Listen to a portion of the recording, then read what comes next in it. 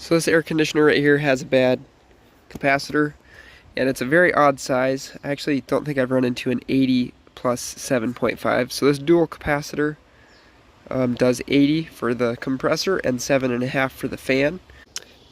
To actually test this capacitor, you need to put your meter into microfarads. Yours might have a different symbol for micro, but we've got it set to microfarads. Common to Herm should give us 80, but you can see we're only getting 13, so that's the side that was bad. Common to fan still is giving us 7.5 or 7.2, so it's also a little bit out of spec. So this one is shot. We will have to replace it. You can see Herm is our compressor terminal, common is our common, and fan is fan. So between common and fan we're getting 7.5. Between common and Herm we're getting 80. Now I have a replacement 80 microfarad, and I have a replacement 7.5 microfarad, but these are two separate capacitors. They're not built into one. So I'm going to have to use a jumper wire to actually make this work. So how it was wired, we had the brown wire on fan, yellow wire which comes off this leg on common, and the blue wire which goes to the compressor on Herm. And I'll show you how we're going to wire it in order to use two separate capacitors rather than one dual capacitor. So the first thing you need to do is get the capacitors mounted in the box. Then we're going to hook our common to one side of our 80, and we're going to hook our Herm wire to the other side.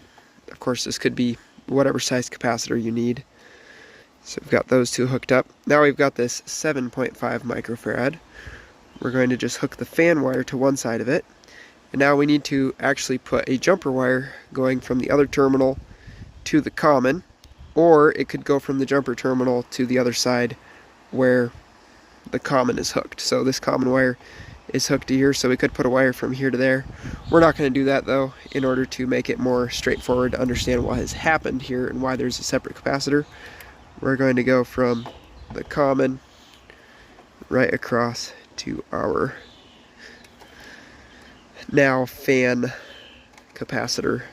So instead of having one dual capacitor hanging out right here, we now have two separate capacitors. And it's just important that your fan motor wiring related to this capacitor, it matters which leg we pull this off of. If we took this jumper wire that I just added here and hooked it to this side of the contactor instead of this side, it would cause problems for the fan motor. So that's why it's better to just go from the common over to there. So we're going to go ahead and we'll put the power back on here. I should have showed you what the compressor was doing before, but without the working capacitor here, it was just buzzing and not starting the compressor. So this is what they'll do when they have a bad capacitor. See that capacitor clearly bulged? That was the compressor trying to start that little buzz. If we give the fan a push, the fan will take off. But the compressor is not going to start until we get a new capacitor. Well, and obviously the fan wasn't either, so that's what they do when they have a bad capacitor. Hopefully this time it will start the compressor. There we go. That's what we wanted to hear, so we're going to be good to go on this one.